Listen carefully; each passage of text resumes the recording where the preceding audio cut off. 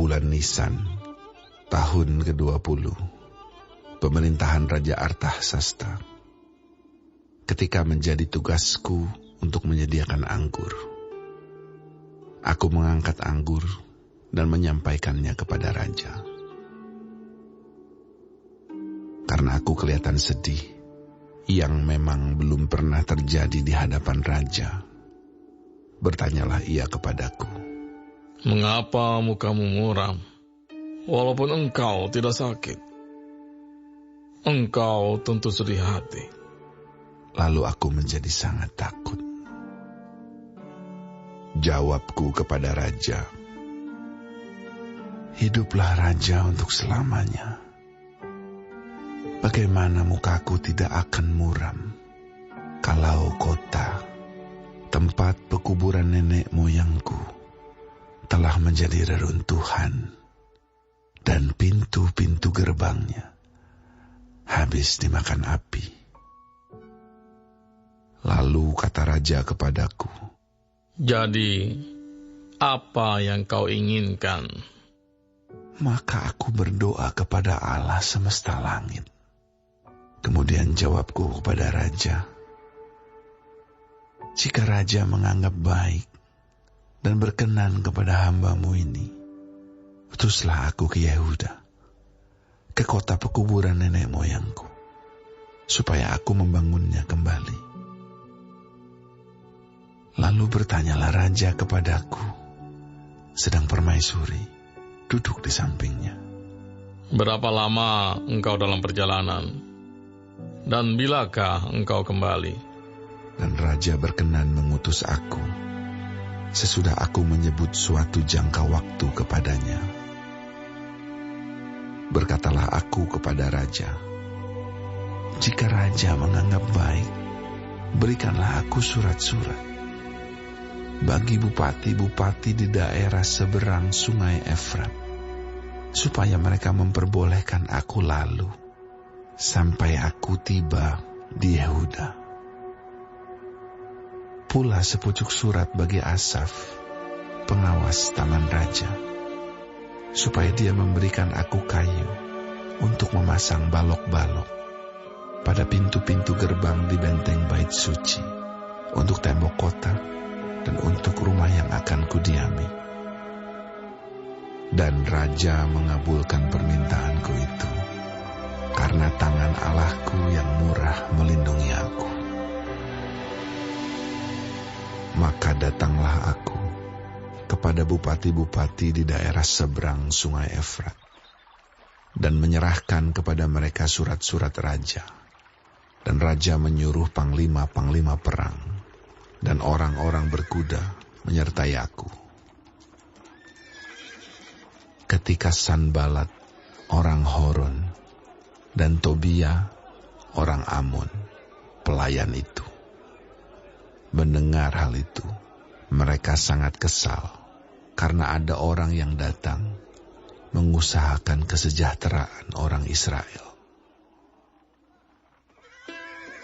Maka tibalah aku di Yerusalem. Sesudah 3 hari aku di sana, bangunlah aku pada malam hari bersama-sama beberapa orang saja yang menyertai aku. Aku tidak beritahukan kepada siapapun rencana yang akan kulakukan untuk Yerusalem, yang diberikan Allahku dalam hatiku. Juga tak ada lain binatang kepadaku, kecuali yang kutunggangi. Demikian pada malam hari, aku keluar melalui pintu gerbang lebak ke jurusan mata air ular naga dan pintu gerbang sampah. Aku menyelidiki dengan seksama tembok-tembok Yerusalem yang telah terbongkar dan pintu-pintu gerbangnya yang habis dimakan api. Lalu aku meneruskan perjalananku ke pintu gerbang mata air dan ke kolam raja. Karena binatang yang kutunggangi tidak dapat lalu di tempat itu, aku naik ke atas melalui wadi pada malam hari dan menyelidiki dengan seksama tembok itu. Kemudian aku kembali, lalu masuk melalui pintu gerbang lebak. Demikianlah aku pulang. Para penguasa tidak tahu kemana aku telah pergi dan apa yang telah kulakukan. Karena sampai kini, aku belum memberitahukan apa-apa kepada orang Yahudi, baik kepada para imam maupun kepada para pemuka, kepada para penguasa dan para petugas lainnya.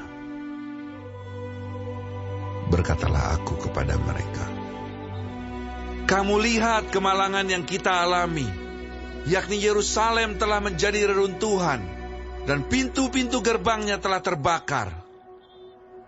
Mari kita bangun kembali tembok Yerusalem, supaya kita tidak lagi dicela."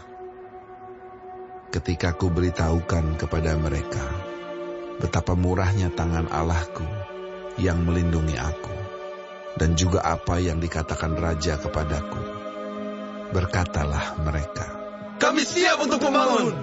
Dan dengan sekuat tenaga, mereka mulai melakukan pekerjaan yang baik itu. Ketika Sanbalat, orang Horon, dan Tobia, orang Amon, pelayan itu, dan Geshem, orang Arab, mendengar itu, mereka mengolok-olokkan dan menghina kami. Kata mereka, "Apa yang kamu lakukan itu? Apa kamu memberontak terhadap raja?" Aku menjawab mereka, kataku, "Allah semesta langit, dialah yang membuat kami berhasil. Kami, hamba-hambanya, telah siap untuk membangun. Tetapi kamu tak punya bagian atau hak dan tidak akan diingat di Yerusalem."